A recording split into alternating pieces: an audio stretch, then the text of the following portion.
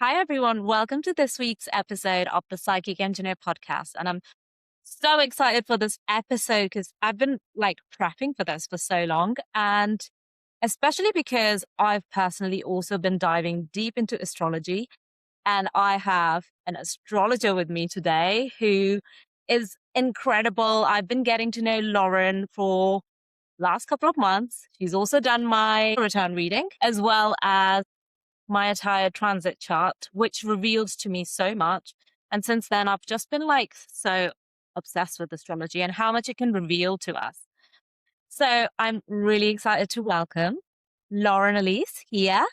And Hi. she is an evolutionary astrologer, and she's going to share so much wisdom. I'm always so impressed and so excited every time she posts because I'm just like, if I can get this much knowledge from her posts, from the way she speaks in her reels, on stories, I'm like, what more can I gain in an hour of this episode? So grab your notepads, grab a cup of tea because you're going to be learning so much. Take the notes. There's going to be a lot of talks about how Lauren got onto her path, what is happening in 2026, the mad astrology of 2026.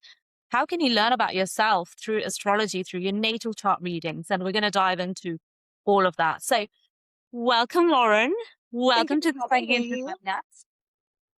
I'm so happy to be here. I'm so glad to have you. So, you are currently in New York City. Yes. I reside in Brooklyn, so just across the way from the city, as we call it here on the streets. But yes, tuning in from the East Coast. So honored to be here. I love that. Every time I start an episode, I always start with having a card pull. I know you are also a tarot reader as well. And since we both share that deep interest, I've got some oracle cards in front of me. Let's see what comes up for you. Immediately got a card out. Woo! I love that. Okay. Being yourself is sacred. Oh my, that's amazing. Yes. I So love true. this. And I love the DNA strand as well. I feel like it kind of indicates your astrology, very personal to you. Totally. Yeah. I mean, we're looking at the deep codes essentially within our being. And that card is so Leo coded, which I love. As a Leo myself, makes for a great segue, I think, into what I want to start sharing about. So yes, hi everyone. Thank you for having me. So yeah, I am a Leo sun. I'm actually towards the beginning of the sign of Leo, which we'll circle back on in a bit. And I'm also a Capricorn rising as well as a moon. So I'm a double Capricorn, as I would say in the world. So if it's all right, maybe I'll talk about each one of those. Absolutely. Yes. Tell us your big three. All right, great. So Leo sun makes me, as the card indicated, all about being my most radiant self, hence why I chose this shirt today. Very Leo coded.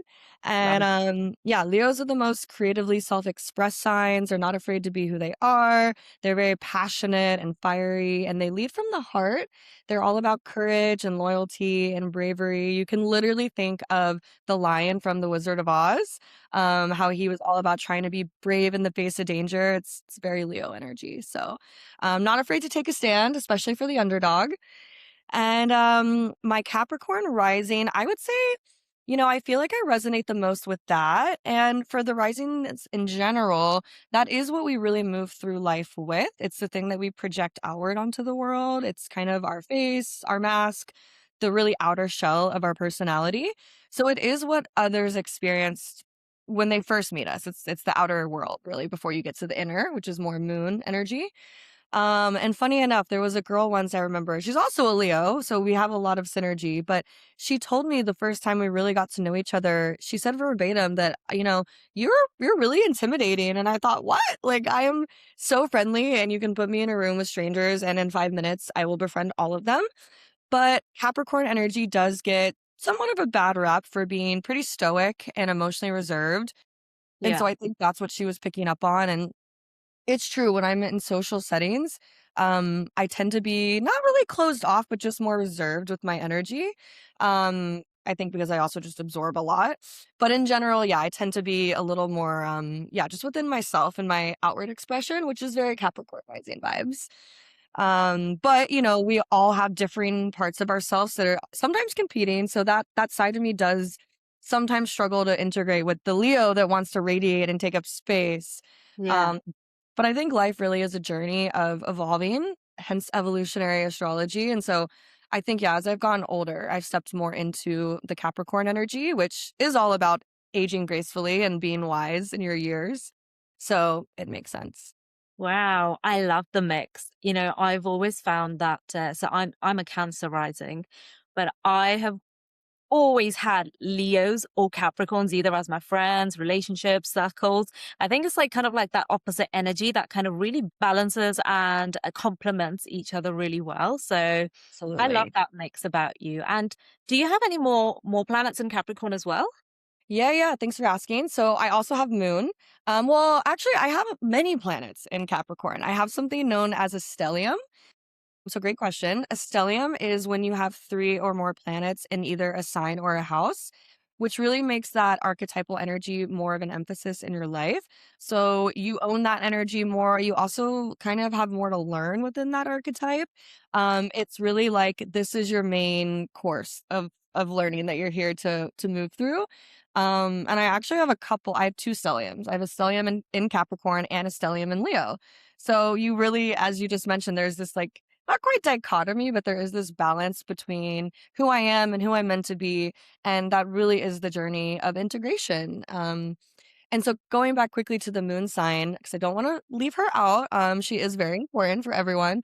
Our moon is our most inner core. And so that is traditionally what you feel most secure in, the energy that you're going to gravitate towards for a sense of personal security, comfort, and to really just tune into what is most you. And so yes, that for me is also Capricorn. But yes, so the moon sign is something you want to pay attention to, especially if you're feeling a little like not at ease with yourself or your environment. You can really adopt the themes or the activities that align with your moon sign to really like ground yourself, like, truly come home to your own being. Wow, I What's love your moon that. sign? I forget. It's Taurus. I love that. So grounded, so calm, very nurturing and caring. I love that. Yeah, I always joke because I moved back with my parents when I moved back from Germany, and my both my parents are Taurus. So I was like, okay, maybe that there's something to do with my moon sign and both my parents being Taurus. Yes. I'm so glad you mentioned that too, because I have found so many times that there's almost always, I can't say definitively because I need to do a wider study, but 9.9 out of 10 times there is a correlation between a parent's major sign and something that the child has. So thank you for confirming my hypothesis. I'm glad. That also like really helps me connect the dots as well. So I love that aspect of astrology that like it literally is like connecting the dots and it reveals so much to you about yourself. 100%. It's a truly a personal cosmic mirror and roadmap to your and all you're meant to be. So I've when I had my reading done by you, which was awesome, I'm still like uncovering bits of it because I think you mentioned you're an evolutionary astrologer, and when we had our session together, and when you created a transitions chart for me for the whole year, it was really useful to see not just like who I am, but like how the whole year is going to impact how I behave and how I react. So maybe we can dive a little bit into that, and maybe you can also mention about a cusp in any sign and how that impacts us as well.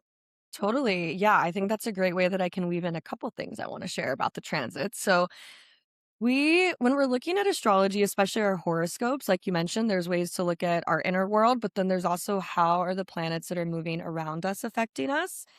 And there's a deeper layer that you don't hear much about these days in astrology. It's creeping up more and more, but it's about the house system because really what we're looking at is we're analyzing how the transiting planets are moving through your own personal house system, which is actually measured from your rising sign. So I always want to have a disclaimer that when you're reading for your astrology, your sun sign is, it's not that it's wrong, but it's just not a fully accurate read on what's truly moving through you from like a physical perspective of the actual planetary bodies.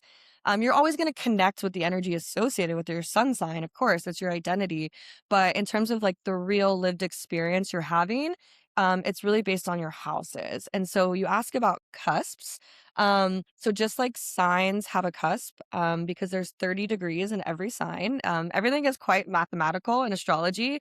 I think a lot of naysayers would say that, oh, they're just making that up. It come like, where do they get this from? It's Yeah. actually quite measured and very precise, especially with transits. So archetypes have a cusp point because there's a 0 degree point where the archetype begins. And similarly, every house has a point that it begins. And so when we're looking at both people and transits, when you hit that early stage of either a house or a sign, you Yeah. can think of it as like a spark, like a match being struck in that area of life or within that archetype's themes. And so there's a lot of potentiality at that point because it's really like the beginning. And with that also, that's when things are really truly sparking. And so it can kind of be a little more intense or just there needs to be more development there because it's like early stages. It takes time to develop anything in life. And so cusp people with cusp placements, tend to have a lot of potent energy in that sign or in that house. But they're here to work through it in a little bit of a more karmic way, so to speak. So yes, that's what we're looking out for. Interesting. So, if I was to take an example, I think my rising sign is like 25 degrees Cancer. So, what does that mean? Sure is. Yeah. So that means that there's actually there's so many layers and it's never ending. There's something called the deacons of each sign as well. Each sign is divided into three parts because the 30 degrees gives 10 equal deacons. And so each one, just like each degree point has a little bit of a different flavor of each sign, the deacons do as well. And so, like I was sort of describing with the beginning of a house or a sign being at the 0 point, you're towards the further end of Cancer. The third deacon, we would say, you have only 5 more degrees before your rising would hit Leo.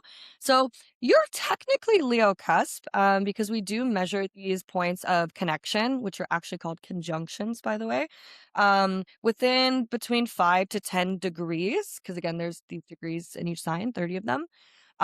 So you're a more mature Cancer. You're very in your strong, steady mother energy, which is also very complementary with your Taurus moon. So you're a healthier Cancer archetype. So we love that because every sign has both shadow and light. Everything in life is truly a spectrum, and so we all have ways that we're going to be throughout our journey showing up in maybe the not so effective version of that sign, because truly it's all a learning experience that we're here for. I had no idea how much impact that makes actually. I could dive into literally like 20 different questions from that, but let's dive into a little bit about the stellium. So you mentioned a stellium, just circling back to it. I don't know if you exactly mentioned your stellium is in a specific house. Was it eighth? Did skip that part. So I have two stelliums. I did mention the Capricorn one, which is in my first house because I'm Capricorn rising, which really makes me very focused on my own path in this lifetime because the first house is the self, it's your outward identity, like I was describing. But it really is about your true, unique individual path. It's not about relationships, it's not about who you're partnered with, it's about who you are and what you're going after. And that has certainly been a driving force throughout my journey. There was actually a very long stretch of time where I told myself and everyone that I was going to be single forever. I never even wanted to get married. I never wanted a boyfriend. I was just like die hard independent. Yeah. Um, that again is a little bit of one side of the spectrum. I'm glad that I've been pulled in a different direction because it is truly all about balance. And relationships are our greatest mirrors and greatest portals for growth, in my actual experience and opinion. So yes, be open to having your mind changed. And again, as I was saying earlier, as we grow, we learn, we lean more into different energies that are present in our charts. And so just because I didn't really feel a certain way earlier in life doesn't mean that that's how I'm meant to remain. So I think again, the whole evolutionary aspect always comes into play. Yeah. And then, yes, my other stellium is in Leo, and I have planets in Leo that span both my seventh and eighth house. But I have a true eighth house stellium. And so, this is probably one of my favorite parts about me. So thank you for asking. The eighth house represents transformation, deep, intense emotional experiences, things that are quite taboo and so to speak, hidden from society. So actually, astrology lives in the eighth house, all things esoteric, all things deep and, again, kind of taboo and mysterious, which makes so much sense because I've always been drawn to the esoteric.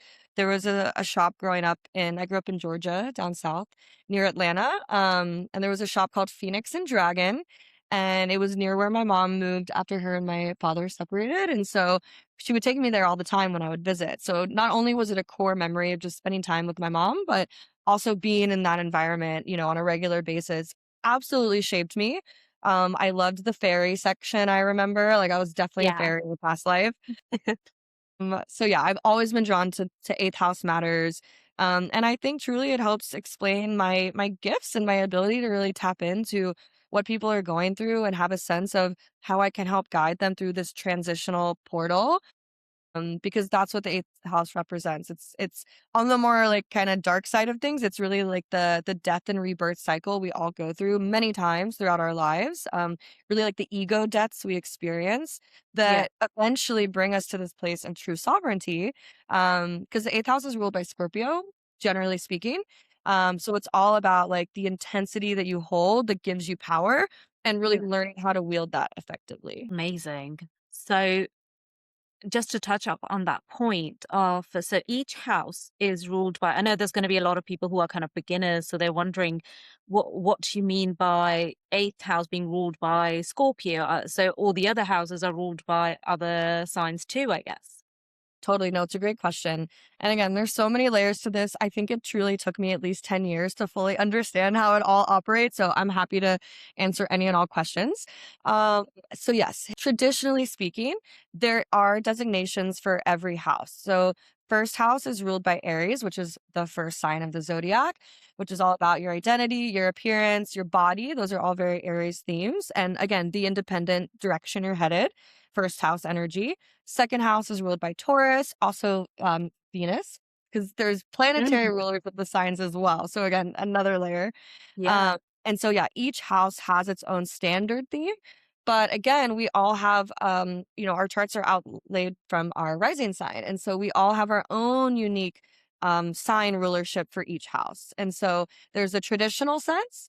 Mm. So like for random example, right? And maybe we'll turn to your chart if that's okay. Yeah. Yeah. So in Absolutely. yours, because you have a stellium as well, you have a stellium in Sagittarius, which is very creative, very philosophical, very mystical, actually, spiritual. You are a spiritual goddess, no doubt. And so you have a stellium in your fifth house, which is all about creativity, expression. The fifth house is traditionally ruled by Leo. So you technically, in a way, you don't have a direct Leo stellium because you actually don't have any planets in Leo. Hence why you're attracting them in your life to help fill that gap. But you have a lot of fire. So of course there's synergy with Leo energy. Yeah. But I digress. So your fifth house is actually in your chart ruled by Scorpio because the fifth house cusp, where the fifth house starts for you, falls Mm. in the sign of Scorpio.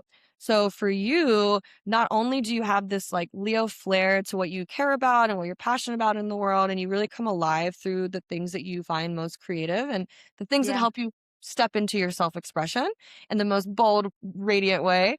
But then there's also this like deep well of power behind it because it's also Scorpio coded. Yeah. So it's like, again, there's so many layers, which makes it really fun, albeit incredibly complex and somewhat indigestible in the beginning. Um, but if I might add also, there is a designation between whole sign houses and what I use, which is actually Placidus. And so I think this is a good example of why people in the world tend to say that whole sign is more preferential. It's actually because people have told me when I've asked, it's just because it makes things more simple. Because as I've just described, like there's traditional rulers, there's your own ruler, it starts here. It does get very nuanced and very complex, but in Yeah. my professional opinion, life is complex and we're not meant to have it be clean cut and to just like, I mean, whole sign essentially shifts the cusp of your houses so that they fall at the very beginning of every single it makes it very cookie cutter. Yeah. And in my opinion, it just really shifts the precision and yes, the complexity. But we're not here to make things totally make sense. Like there has to be still some that we're still searching for at the end of the day. Otherwise, we wouldn't have been reincarnated here to live at all if we Yeah, knew everything beforehand. absolutely. And I think it would be then I guess what would be the point, right? It's all about the mystery. It is the mystery that we live for, even though in the unknown we just want to know. Of course, of course. Yeah. And astrology can definitely help with that. But at the end of the day, we're not here to simplify it. Like I live for the complexity. Yeah, which is absolutely why I loved the session that we had together. I always thought I had like a Scorpio stellium because I have quite a few planets in Scorpio as well. You And it's because I was actually following the whole sign house was it whole sign house, right? sign Yes. houses, yeah. Yeah, whole sign houses as well for the longest time. Exactly for that reason. Like I didn't know exactly the difference between the Placidus and the whole sign ones. And I was like, hey, that seems simpler. That fits in my mind. And then when you kind of like showed more layers, I was like, at this point in time in my life really resonates. Like how now being more entrepreneurial, I need that fiery energy. The Leo aspect as well really resonated. Like I'm surrounded by Leos. All my friends are like Leos. And I was like, okay, it makes sense. Maybe I'm being called to like adapt that energy. So that was really clarifying. Thank you. Of course. Yeah. Yeah. And I mean, just to confirm what you said as well, it makes perfect sense that you're drawn to so many Leos because your second house cusp is in the sign of Leo, and the second house shows what your values are. So you truly, your soul values Leo energy so much, and it helps you feel more confident because whatever you value then kind of ties into your self worth. And so if you're engaging in the things that make you feel valuable within yourself, you're going to feel more confident and radiant. So yeah, Leos are very good for you. Okay. I'm happy to Amazing. be in your corner. I love that. Um, so let's dive into what exactly is a natal chart and how does that differ to kind of what you bring into your sessions and readings and what you do for your clients? Yeah, totally. Well, I subscribe to the belief, as I sort of touched on, that of course we're here to learn things. I do believe that we come into different lifetimes, somewhat from a Hindu perspective. But if you strip away all the gods and goddesses, we're really here to learn and to grow. And so I believe, and astrology believes, that, our chart is the map for what we're here to move through and what we're here to experience, often can show us our blind spots, always can if we're willing to look at it and understand how to decipher what's there. And so it really is a living map for the challenges you're going to face, the opportunities that you have to capitalize on, and of course, your strengths. And so, yeah, it's really a living map that can help you move through life with more ease, more understanding, both for yourself and for the experiences that you're having. Because when we start looking at the transits, that's when we can really see how things are showing up for you in your day to day. And when you understand how to look at it, then you can stop worrying, you can stop stressing. Things can still be happening that feel sticky and unpleasant. Because again, that's the point. That's how we grow. No pain, no gain. Yeah. But when you know that something's going down and you also know when it's going to shift, because you can look with absolute precision at these degree points to see, okay, once we get past 5 degrees of closeness, essentially, then this is going to pass. And then I can just like relax. And so that has helped guide, honestly, every single decision I've made for probably the last 10 years. And it's never failed. The stars don't lie. When I look back at my path and then look at my chart, I'm just amazed at like, oh, wow, okay. That totally makes sense, especially like even during like, okay, we can touch upon this, my Saturn returns. When that happened, I remember those 3 years was so painful and transforming, and I was being awakened to a whole new esoteric world, different spiritual aspects. It changed my world like upside down. And at the time, I actually didn't know I was going through my Saturn return. It was only when I looked back and I was like, huh, yeah, maybe, Checks. yeah, maybe we could touch up on that a little bit as well. Yeah, no, I'm glad you mentioned that because, yeah, your Saturn is in your eighth house, which where I have my stellium is all about spirituality, those kinds of modalities, leaning into those practices. And yes, Saturn returns are very challenging times. I just got the chills. I'm so glad that we're both past that. But it really is a time of stripping away everything that is not serving your highest mastery Mm, because. again, the expression "no pain, no gain" is purely Saturnian because Saturn is essentially the taskmaster and, like, the strict daddy of the zodiac who, like, not the good daddy, but, like, the one who's, like, on your ass because you need to do this thing if you wanna be successful and strong and stable and able to support yourself. Um, like, yeah, big energy in that regard. And so whatever is not gonna help get you to that place of mastery is gonna be very painfully stripped away, because Saturn rules time, foundations, structures, and so all of those basically come under strict, hard, harsh review during your Saturn return.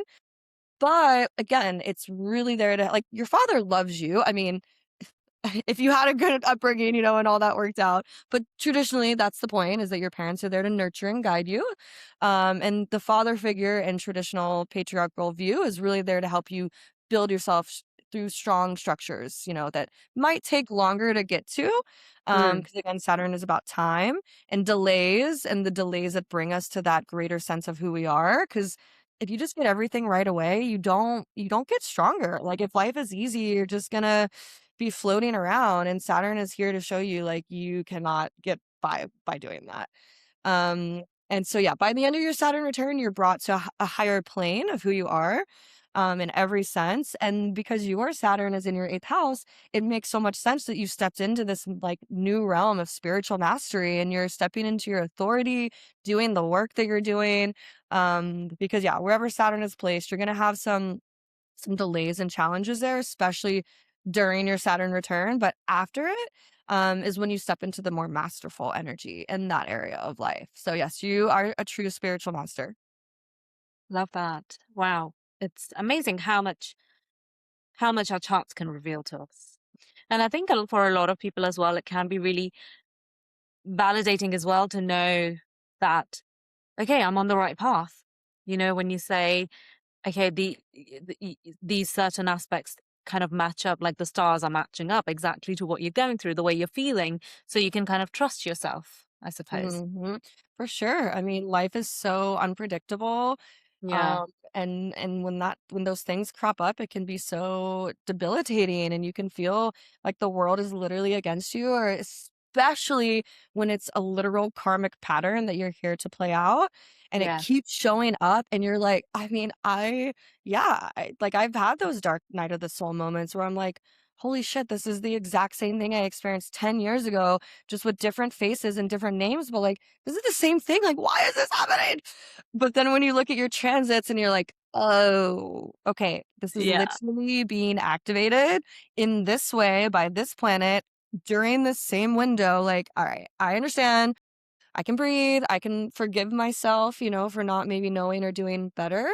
Because it's all just part of the process. I actually want to know about your path, your personal path at the moment, because um, I mean, we've chatted before, so I know bits of it, but I would love for you to share it with everyone, which is how did you find your calling towards astrology and what did you do before? How you navigated that path?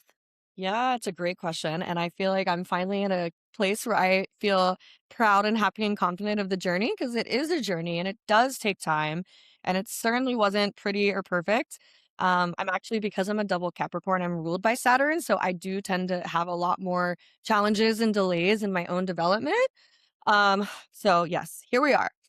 And it's funny, we just started we're about to start the year of the horse around the time this should be coming out in mid-Feb.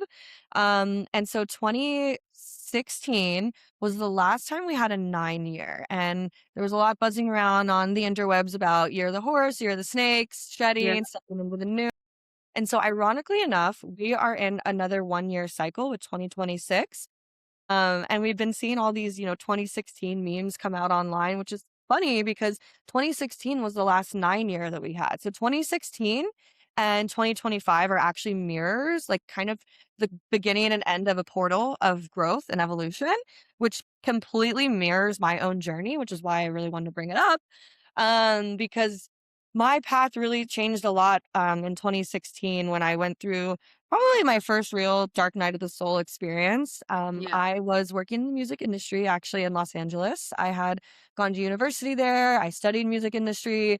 I was working and interning for event producers, producing major festivals, stadium shows, like 10,000 people pretty consistently throughout the year. it was crazy. I mean, I had no idea what I was getting into, and I randomly emailed the website for this nightclub that just happened to be in the town my mom lived in San Diego.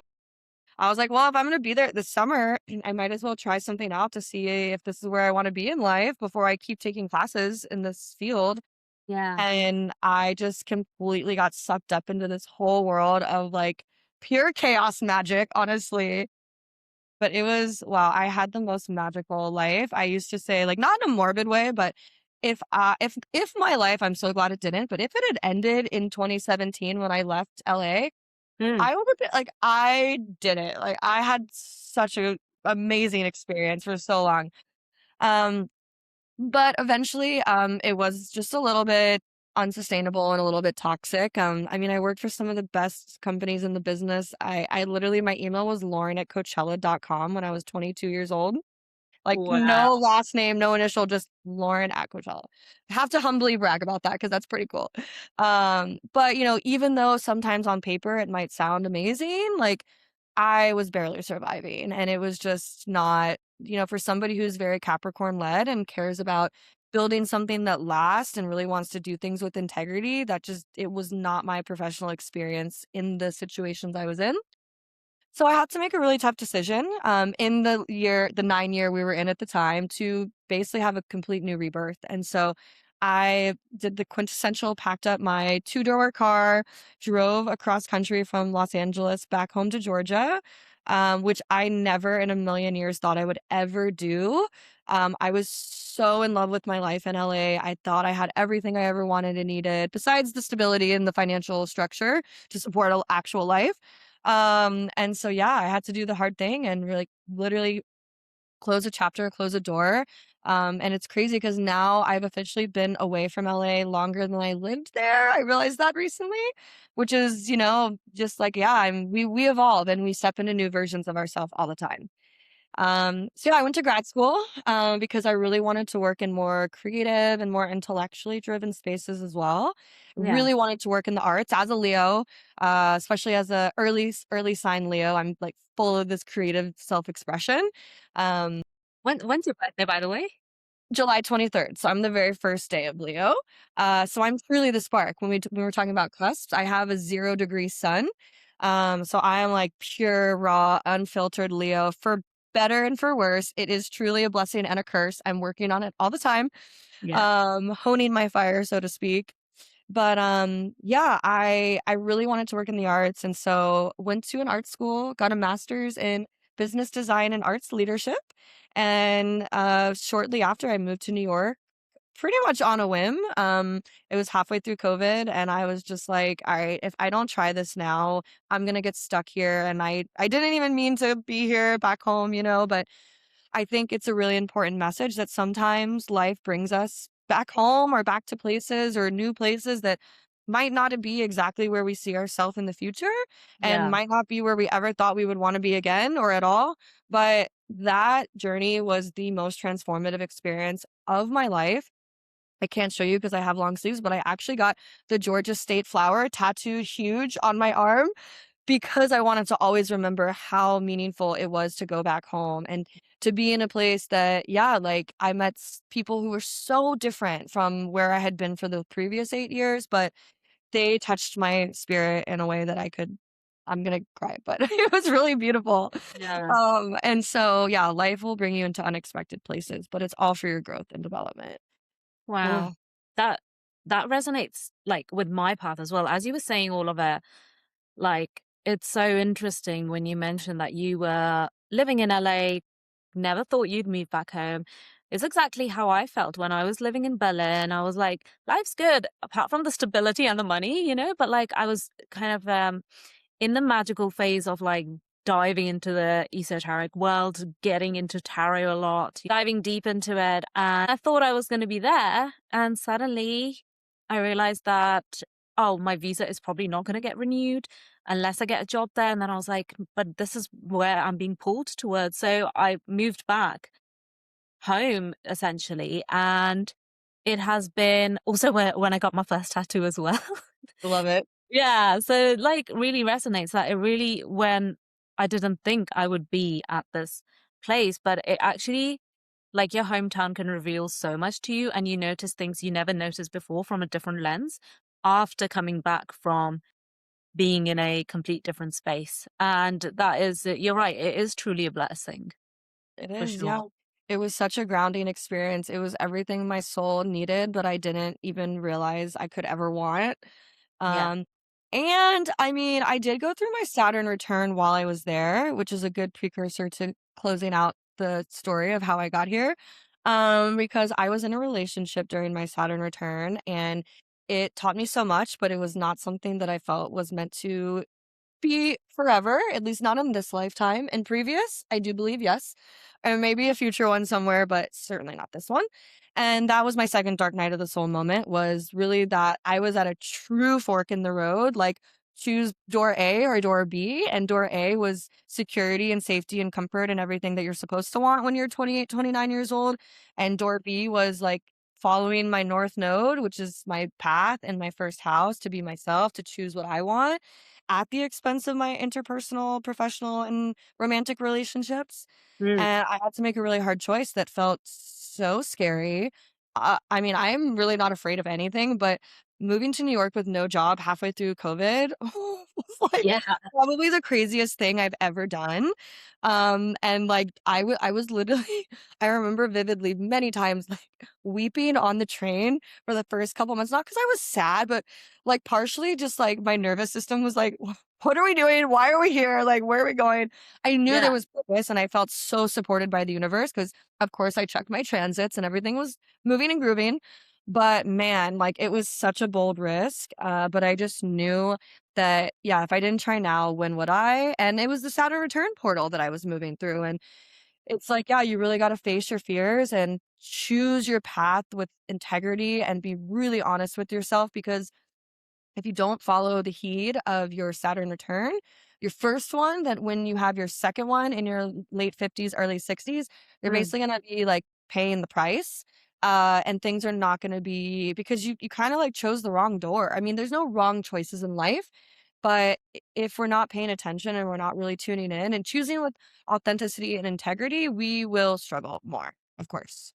That's incredible that you followed that path going to New York. There was no logical explanation. It was just a pull towards the city, and you followed that nudge, checked your transits and everything, and followed it. I love that. Thank you. Yeah. You gotta risk it for the biscuit, as they say.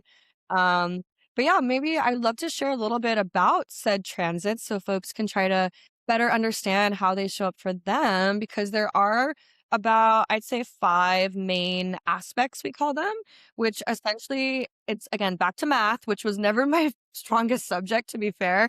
But I think it's more geometry we're really using in this case because we're looking at the angles that planets are forming between each other. So sometimes when you pull up a chart online, there's all those crazy colored lines, and you're like, what is this? Yeah. Those are the aspects. And so, really, they're the conversations that the planets are having with one another. And there's different flavors essentially. We'll break them into two main categories. There's some that are more supportive and helpful to Mm. experience, and then some that are more challenging. And so the more supportive ones are known as a sextile and a trine. Those are the green or blue lines you usually see if you look up your chart. And so those are blessings, they're helpful when you have them. You don't really need to pay attention to them much because they're going to help you regardless. It's good to know because you can capitalize on them and also be a bit more excited if you know you're having a trine to a personal planet. You're going to be Yeah. supported and going after something. But with all things evolutionary, you want to look at the things that are going to be a little bit more challenging to move through because if you know that, you don't have to resist so much, you don't have to force, you gotta know what you're working with, so to speak. And so the more challenging ones are gonna be a opposition, which is, as the word suggests, something is opposing you. Usually it's an external force. So oppositions tend to show up with other people in our life or other Mm. experiences that are acting upon us. Whereas a square, which is the other more challenging one, is more of an internal friction. So something that you're feeling inside of yourself, you're really like coming to terms with in a, I don't say painful way, but it's challenging. Yeah. But the purpose of all of this, and especially the squares, are to help you grow and to help you evolve. So none of this is just to mess with you or to make you cry or to make you doubt yourself. I mean, Yeah. those things will inevitably happen. But it's again designed to help you really like step up and see what you're made of and choose yourself and grow and like make those hard decisions. And then the other one to keep in mind is a conjunction. A conjunction is neither good nor bad, we would say. It's really a blend, a powerful blend of energies. It's when the planets conjunct, they align, they come together. So Yeah. those are the most powerful overall. I like to watch for those in transits because when a planet directly conjuncts another one at that same degree point, that's when the energy really peaks. And that's when you're going to experience like the climax of the movie, we would say, I guess, if you're the director of your life. And so that's what we really want to pay attention to. Interesting. So, so I'll go from sort of like a beginner's point of view. Say, there are certain transits happening right now, and I want to navigate my next week, for example, and I can see in my chart, oh, there's a square like to one side. So how could I use my chart to like navigate how I move through a certain situation? How do I move through an experience that I'm either having or about to have? Totally. Well, it really depends on the planet that's transiting which house, because that gives you the precise image of what's moving through your reality. So I feel like it would be fun to just use an actual real life example for you to help create some synergy in terms of what you're moving through. Sure. Um, so right now you have a big cluster of planets in your seventh house, all the planets that have recently moved into Aquarius as of this taping. And so, for example, so you have Mars in your seventh house. So Mars is about action and drive and really making things happen. And so when it transits a place like your seventh house, this is all about actually your relationships of all kinds. So personal, Mhm. professional, romantic. So Mars is bringing energy to that area of your life.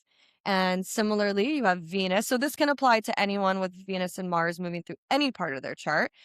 For you specifically, it's your relationships in the here and now. Venus is a planet of connection. It shows harmony and it shows how you really merge with others. It's kind of like your love language, also. And so, Venus moving through a house is going to help you be able to better build connections in that area of life. So, if we were to synthesize that for you, you have both Venus and Mars in your seventh house, which is great. That doesn't always happen that they're so close together, but it's really an added energy boost and an ability for you to connect some more. I mean, even the fact that we're recording Yeah. this podcast is very much seventh house activation for you. You're forming connections, you're taking action, you're putting yourself out there professionally and personally. It makes a lot of sense. Yeah, that really adds up because just because I had an event yesterday, we're doing podcasts, and this has been the busiest month in terms of new connections. Stars don't lie. That's my motto for a reason. Yeah, yeah. No, love that. There's so much more I can dive into it because I am generally curious about it, but I just want to quickly move back to evolutionary astrology and comparing it to, we touched up on it a little bit, comparing it to the natal chart. What is evolutionary astrology actually based off of? And I know you've mentioned this in our conversations before, and also just like what I have seen through your Instagram is a vibe. Like it's an Thank absolute vibe. Like, you. so I've definitely seen a lot there mentioned. So could you maybe talk a little bit about that? Yeah, absolutely. I'm so glad you asked. I did want to come back to this as well. So, evolutionary astrology is primarily based off the work of Carl Jung, who Mm. was the successor to Sigmund Freud. Most people have heard of him. So, if you haven't heard of my guy Carl Jung, he is my favorite Leo, other than myself. No, I'm kidding. But he is awesome because he changed the way that we think about life and people. And he was an astrologer. So he he literally coined the term synchronicity based off an astrological study he did of 800 married couples.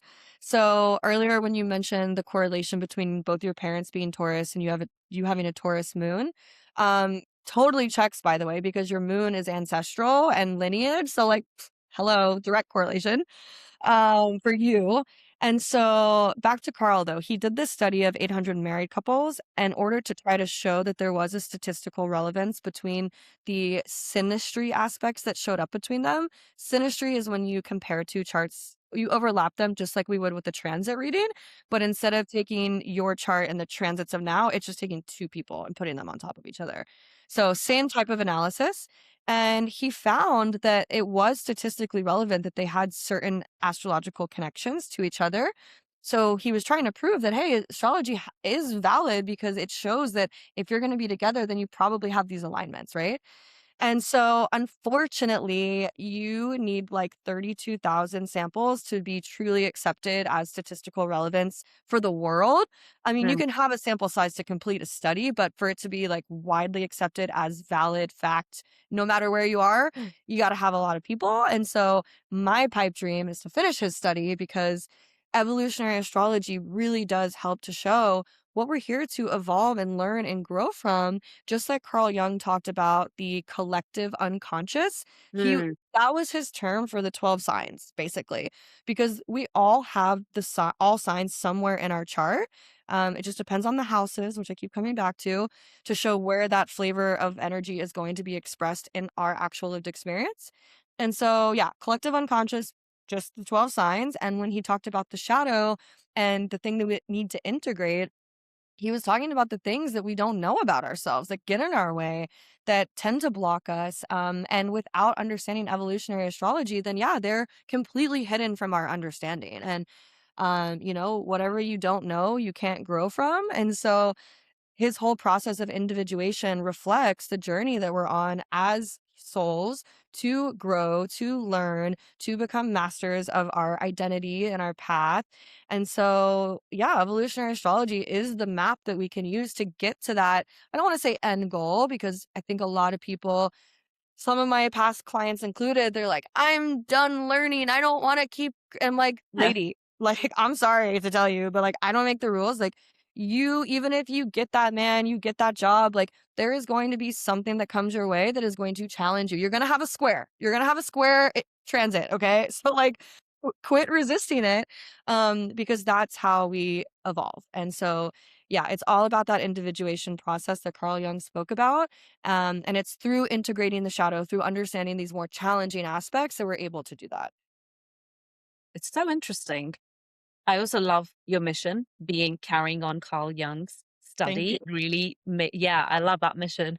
Um, you touched about archetypes there. So when you mean astrological archetypes, it's our signs, right? So like what defines as kind of like general personality. Yeah, totally. So there are the 12 signs or archetypes if we're using the Jungian lens. Yeah, And so they really represent these flavors of experience and of existence. And so how we show up to life, the energy we bring, the preferences we have, the things we don't like, the things we're not good at. yeah, Because just like we were saying earlier that the houses are all ruled by a sign, so are the planets. And so everything does have a synergy point that it's correlated with. And so if things are in different or disparate, conflicting signs, then they're not very well blended. And so we all, of course, have parts of us that aren't totally meshing. And again, that's part of that individuation process is to become aware of what they are, to recognize and accept them, and then also gain the tools to really work with it in healthy ways. Otherwise, we're just going to keep blocking ourselves and keep coming up against things that are just pretty unpleasant overall. yeah, yeah. So it's always good to, I guess, yes, go with the flow, but also looking at what the transits are actually teaching you and kind of really going with their flow, going with the flow of planets. 100%. Yeah. I mean, I also love to say, like, you can't fight fate. And I don't mean to be fatalistic, pun intended, but it's just really that there are cosmic currents that are influencing the physics of our reality in each and every moment. We have gravity here on Earth, and we know that because we've been studying it for hundreds of years, if not longer, and observing the phenomenon of gravity and how it actually affects humans on Earth. And humans on Earth are the only people that directly, well, the planet, everything is connected in the universe by gravity, but as living beings here on Earth, we are the most directly impacted by it. We physically could not be here on Earth without gravity holding us to it. And Yeah. so, why would we think that it's logical to assert that of all the other planets, I mean, even if we're only looking at our Milky Way galaxy, which we know there's infinite galaxies, but that's our next podcast discussion. Yeah. There's other planets that have similar forces that we just simply don't understand or know because we haven't been able to go there, study them, observe them. Like, yeah, we've sent like rover machines to planets to take some samples of the soil, whatever, but like we do not know so much. And even if you just compare history and knowledge now from, I mean, you could even go 10 years back, but we'll go 100 years back. The way that we think about life is completely different than it was 100 years ago. So, in 300 years, 500 years, I mean, inshallah, everybody's still alive on this planet. But there's just so much that we don't know. And so I think that it's completely logical to assert that there are similar forces to gravity coming from other planets that are exuding out into the universe from particles, waves, frequencies, all those things. I'm actually very into quantum physics. That could be another topic for the future. I Um, think we'll have to talk about it because um, when I was 17, we had this thing called in the UK, we have this thing called EPQ, which is like you kind of pick a topic and you research it and you then give a presentation and write like a kind of like a report essay kind of thing on it and you talk about it. And I don't even know why I picked this, but I picked quantum physics. no way. And funnily enough, like, um, who knew, like a lot of years later, I would come back to it and really dive into it. So we'll definitely have to dive into it in another time. Perfect. Perfect. I mean, it just really comes down to everything in the universe is delicately interconnected, and everything that is in existence is comprised of the same essential, what is it, 4 or 5 building blocks, hydrogen, oxygen, those things. And so we're all the same if you truly break it down to the subatomic level, and everything is influencing everything all the time. Fascinating topic. And I'd love to get into it with you another time for sure. Let's do it. But there's something that I want to touch on, and I know all the listeners are going to want to know. What is happening in 2026? What are the main transits? And we touched upon the year of horse coming, and it's been a big Mhm. trend on Instagram and on social media itself. Where does that even come from? I know a lot of listeners would be interested. Where is that coming from as well? So if you could touch upon that and perhaps even some dates. So grab your notebooks, guys, write it down. What is happening in 2026? Totally. Yes, there's so many shifts. There's always things moving all the time, as we were just mentioning.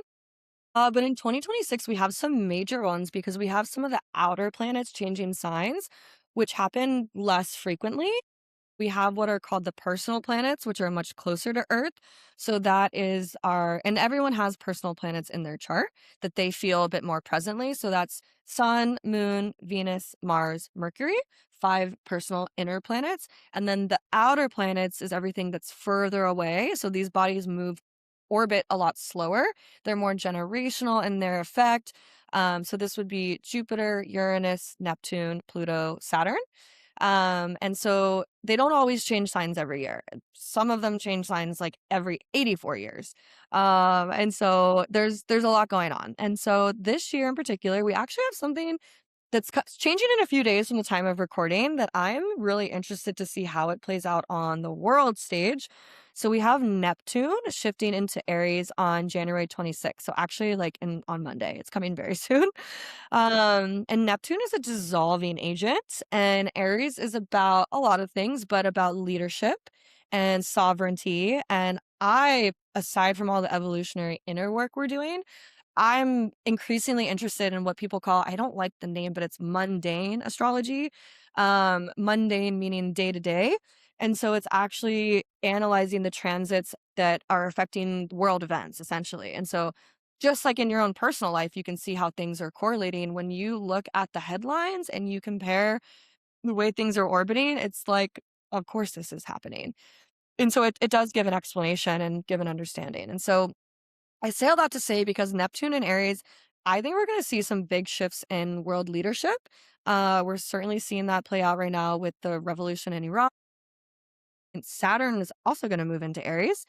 And so these two planets coming together in the same sign as they will be doing shortly after Saturn also shifts into Aries on February 20th, Saturn and Neptune come together at the exact same degree point at the 0 degree Aries point, which is known as the world point. It is literally the start of the entire zodiac, the 0 degree Aries point. So this has These planets have not come together at this exact degree since like 4,300 something BC. I looked it up the other week. So it's like the most rare thing that has probably happened like ever. That might be a big statement, but pretty much. Yeah. Um, but the last time Saturn and Neptune came close together in a conjunction, so not the exact same degree and not this Aries point, it was actually in Capricorn. The last time these two planets came together was 1989, which was the year the Berlin Wall fell. And I remember when things started happening in Iran with the protests, I saw a video that said somebody's caption was like, "This hasn't energy like this hasn't happened since the fall of the Berlin Wall." I'm like, "Yeah, because we're experiencing a similar cycle. Of course, this is happening." So I think, yeah, we're going to continue to see revolutions. Pluto is fully into Aquarius as of November 2024. So 2025 was the first full blown year of us really stepping into our collective power, to people rising up, institutions changing to become more progressive. We're not there yet. Pluto's a very long cycle. It's going to take like 20 more years. But the last time Pluto was in Aquarius was the industrial French and American revolutions, which was known as the Age of Enlightenment. And so this brings me to my next transit for 2026, which is when Uranus is going to shift into Gemini April 25th. So, any people who have Gemini placements are going to get really shaken up this year. Might be a little chaotic and unexpected at first, but Uranus is known as the Great Liberator because it liberates us to be in our most authentic original state.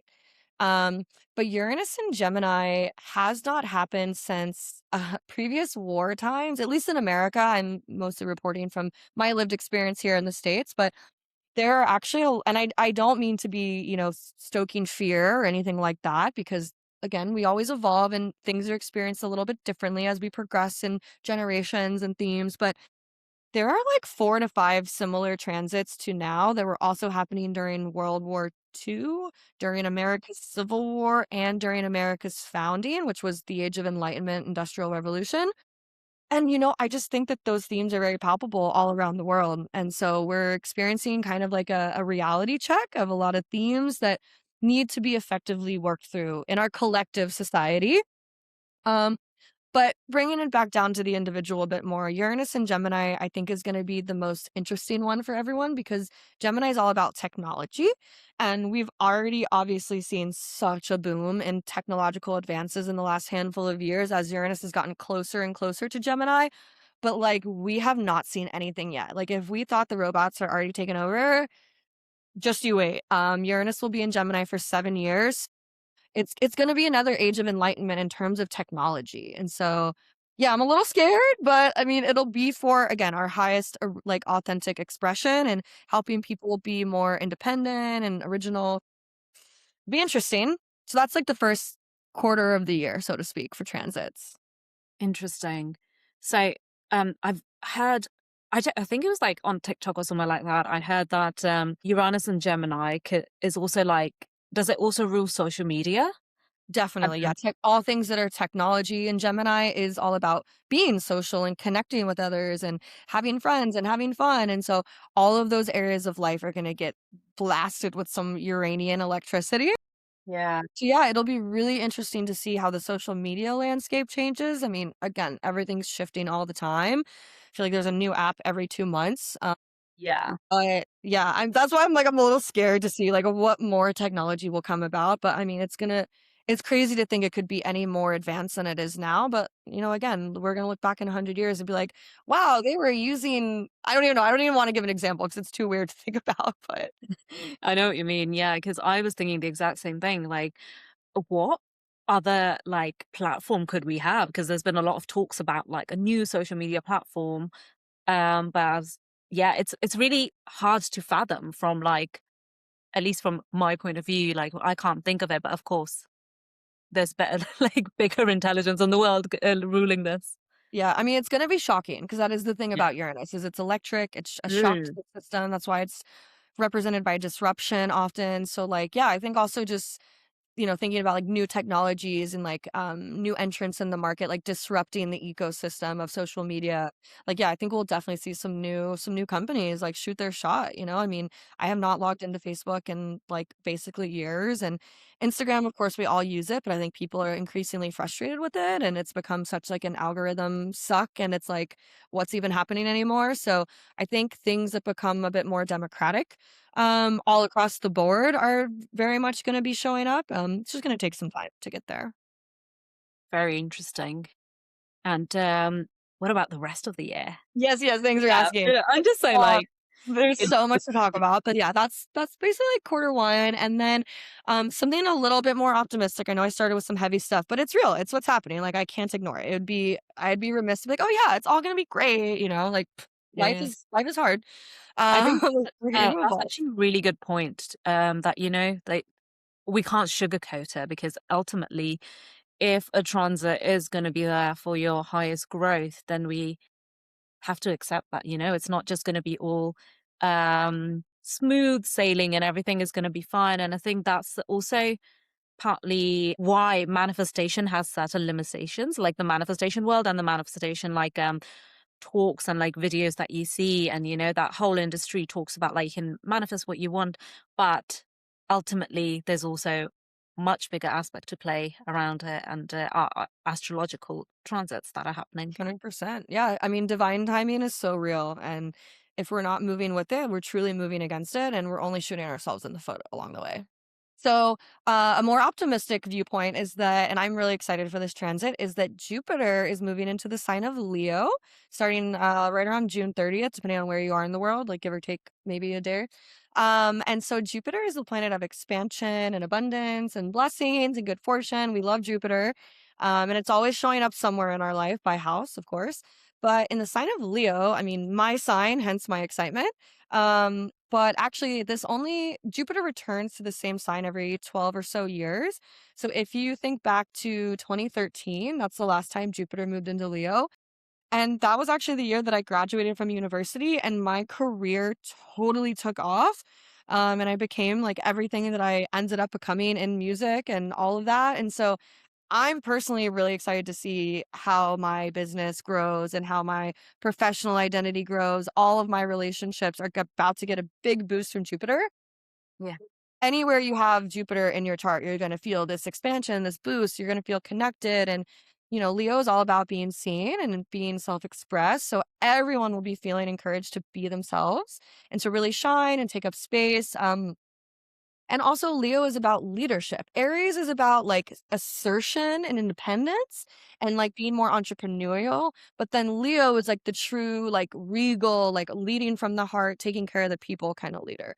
So with Jupiter moving into Leo, I'm optimistic that, going back to my previous theme for Q1, that like, yeah, we're going to have some big geopolitical shifts, I think, in terms of sovereignty and identity and leadership.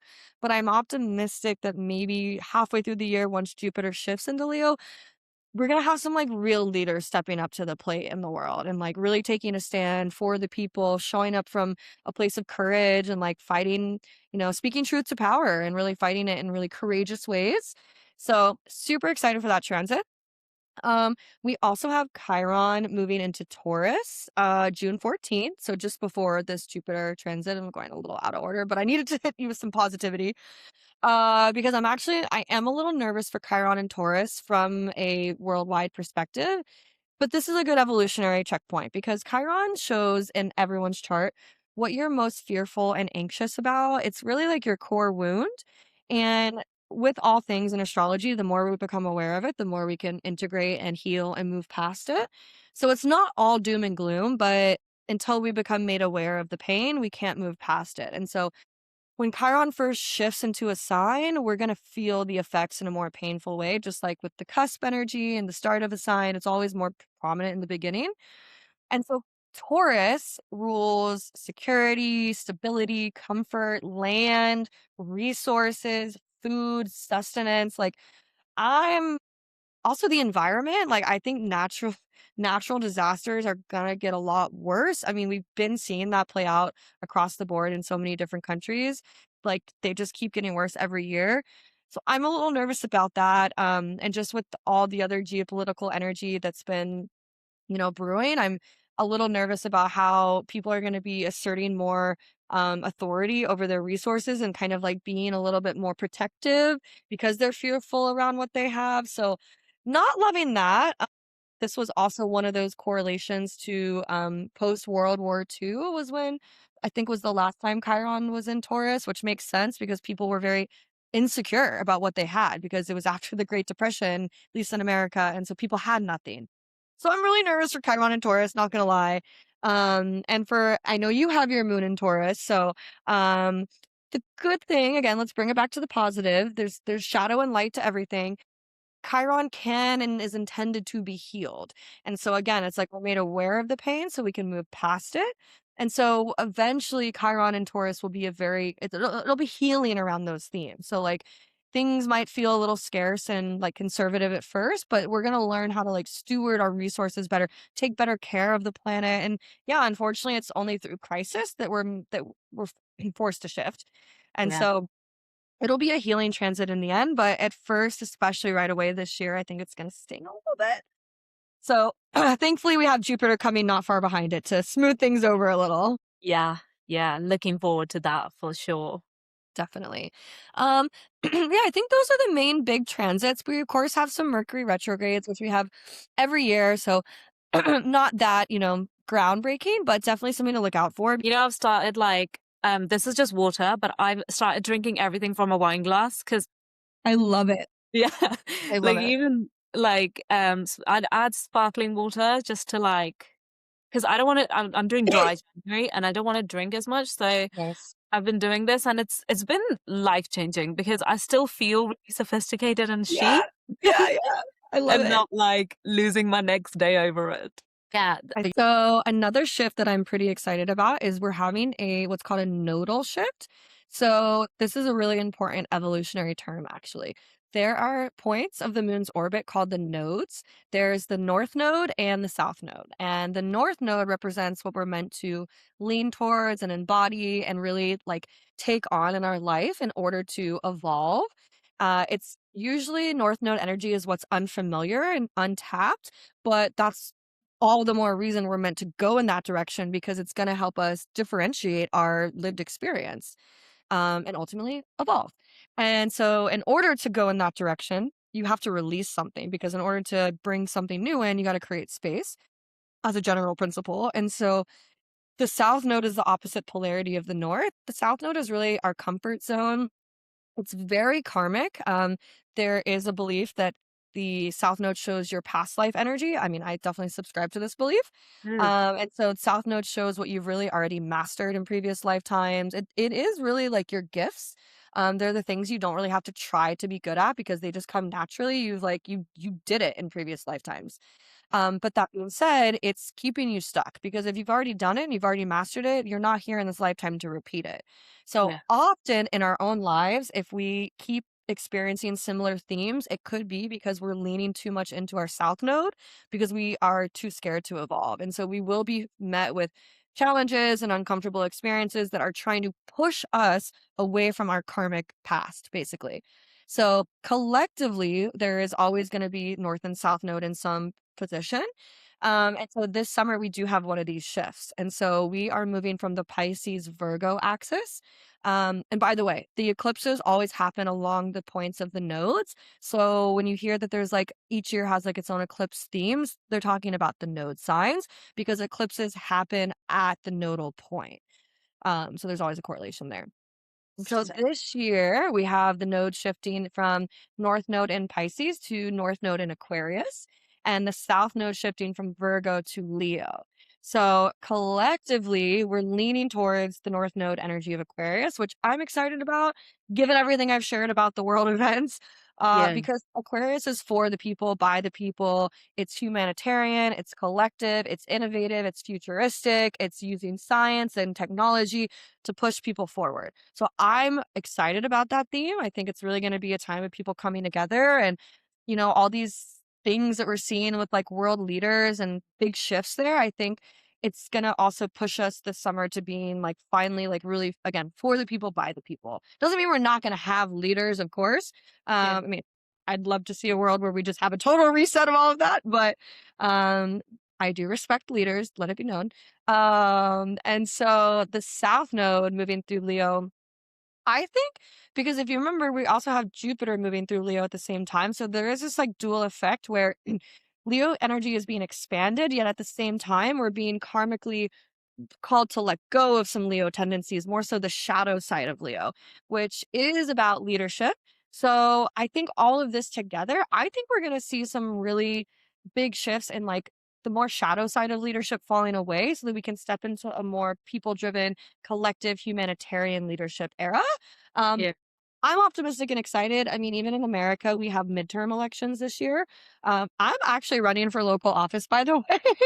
um, Wow, I love that. yeah, I mean, it's totally my Capricorn path. Capricorn is all about business and government and structures and taking the lead. So I think it's truly a part of my destiny.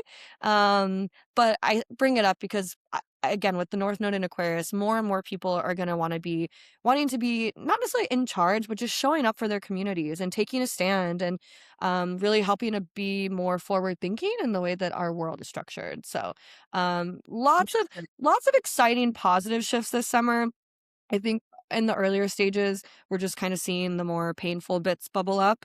Um, and then, of course, we have some Mercury retrogrades later in the year through water signs, which is a very emotional way to be experiencing Mercury retrogrades. And so hoping for a year of unity and healing overall. Wow, love that. That summed it up really well. Unity and healing. That's what we can hope for. With all the transits that you've mentioned, it seems like that is exactly what like I think people are kind of also feeling more inwards as well. Hmm. And what we are usually going through, on a personal level, it kind of does get reflected out into the collective, what is happening. 100%. Very interesting. Thank you so much for that whole year analysis. I know so many people would have been loving it and kind of like it's really interesting how you made parallels with on a global scale, not just like how it impacts you personally, but also what is happening in the world. Often I think we do go into our own worlds, all these tools can be used for ourselves, but actually on a collective level as well, it's making a huge, huge impact. So 100%. Yeah. And I mean, to corroborate that point, the main shifts this year are those outer planets, which do tend to be more generational. And so there really are true collective seismic shifts happening this year. It's not just like, oh, like the daily, monthly shifts that are usually happening. Like, no, this is a big deal. And some of these things haven't shifted in multiple years, some like almost a decade longer. They all have their different orbiting timelines, but like it's actually a big deal that these shifts are happening and it is affecting us collectively more so than previous years. I could keep talking to you forever, Of but course, I same. believe we are coming towards the end of the podcast. Yeah, And this has been such a pleasure. Thank you so much for sharing all your feeling. wisdom, sharing your path, and sharing with everyone, giving an overview of astrology. I know we hear all these terms a lot around as well. Astrology is very much growing, but thank you for explaining it as well, really well, so that now people who are listening can really take it and kind of integrate it more into their lives. So thank you so much for that. Thank you. This has been such a pleasure. I could, yeah, ramble on for years and years and years. So thanks for coming to my TED Talk and following along my meandering explanations. But there's so much to share and so many layers. If there's one thing I could convey, it's, don't let things overwhelm you. There's a lot to consider all at once. You're Mm, not meant to understand it right away. It literally took me years to figure it all out. So be yeah, gentle with yourself as you learn and as you move through life and as you integrate whatever it is that you might be taking away from this episode. brilliant. So before we go, where can people find you? So people who are listening to this podcast, where's the best place to reach you? Yeah, thanks for asking. So I'm on Instagram at beyond.healing because this work truly is beyond any other types of healing that you could possibly encounter. It goes really deep and it's everlasting. I'm also online, beyondhealing.co.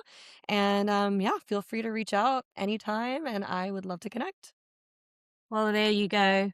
That's all the transits and everything, you're now prepared Yes, to you go have your whole into toolkit for the year. exactly 2026. You are prepared for it. Well, thank you so much. Guys, if you like this episode, make sure you give it a like and subscribe and show us some love as well. DM us on Instagram and connect with us. We'll be happy to answer all your further questions. So